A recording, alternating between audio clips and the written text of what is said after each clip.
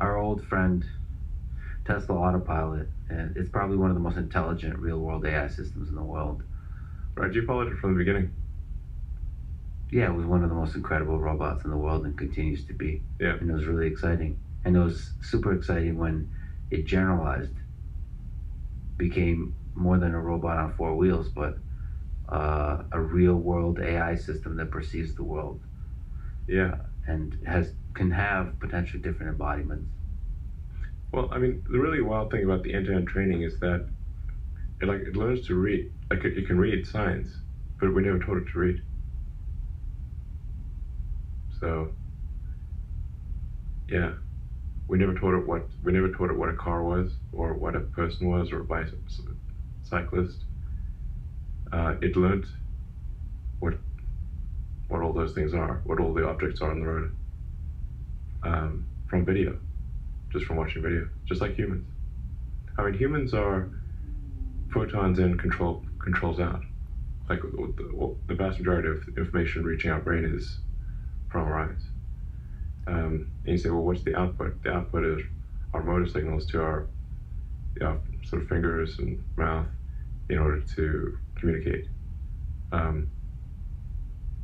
Photons in, controls out. The same is true of the car. But by looking at the sequence of images, you've agreed with Ilyas Iskeva recently, where he talked about LLM forming a world model, and basically language is a projection of that world model onto the sequence of letters, and you're saying it finds order in these things. It finds correlative clusters. In so doing, it's like understanding something deep about the world. Yeah. Which is like, it's beautiful. That's how our brain works. Yeah, but it's beautiful. Photons in, controls out. Neural nets are able to understand that deep meaning in the world. And so the question is, how far can it go? And it does seem everybody's excited about LLMs. So in the space of self-supervised learning, in the space of text, it seems like there's a deep similarity between that and what Tesla autopilot is doing. Is it to you basically the same, but they are different converging? They are converging. I wonder who gets there faster, having a deep understanding of the world. Or they just will naturally converge. They're both headed towards AGI. The Tesla approach is much more compute efficient. It had to be, because we were constrained on this we only have 100 watts. And it's 8 computer, 144 trillion operations per second, which sounds like a lot, but it's kind of small potatoes these days. At 8.8. But it's understanding the world at 8.8.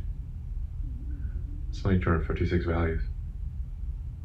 But there, the path to AGI might have much more significant impact because it's understanding.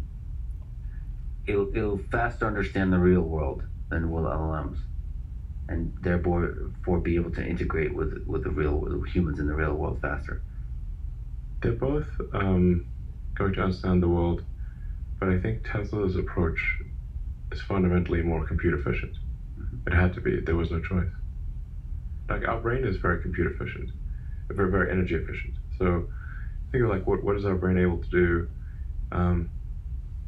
There's only about 10 watts of higher brain function, not counting stuff that's just used to control our body. The thinking part of our brain is less than 10 watts. And those 10 watts can still produce a much better novel than a 10 megawatt GPU cluster. There's a 6 order of magnitude difference there. I mean, the AI has thus far gotten to where it is via brute force, just throwing massive amounts of compute and massive amounts of power at it. So this is not where it will end up. In general, with any given technology, you first try to make it work and then you make it efficient. So I think we'll find over time that these models get smaller, are able to do produce sensible output with far less compute, far less power. Tesla is arguably ahead of the game on that front because we've just been forced to try to understand the world with 100 watts of compute. And there are a bunch of sort of fundamental functions that we kind of forgot to include, so we have to run them in a bunch of things in emulation.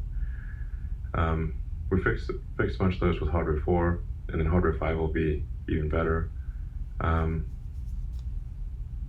But it does appear at this point that the car will be able to drive better than a human, even with hardware 3 and 100 watts of power. And really, if we really optimize it, it could be far less than 50 watts.